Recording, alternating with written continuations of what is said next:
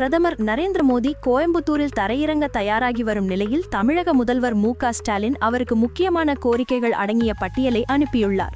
மாநிலத்தில் அமோக விளைச்சல் இருந்தும் பருவமழை காரணமாக விவசாயிகள் திணறி வரும் நிலையில் முதல்வர் கேட்கிறார், நமது விவசாயிகளை காப்பாற்ற மத்திய அரசு விதிகளில் தளர்வளிக்குமா? முக்கிய பிரச்சினை நெல்லின் ஈரப்பதம் தொடர்பானது. வரம்பை 17% 22% உடனடியாக உயர்த்த வேண்டும் என்று விவசாயிகள் விரும்புகிறார்கள். இது இல்லை என்றால் வரலாற்று சிறப்புமிக்க விளைச்சல் வரலாற்று இழப்பாக மாறும் என்று ஸ்டாலின் எச்சரிக்கிறார். இது இந்த செய்தியின் ஒரு நிமிட சுருக்கமான அறிக்கை. விரிவான அறிக்கைக்காக இந்த அறிக்கையை தொடர்ந்து பாருங்கள்.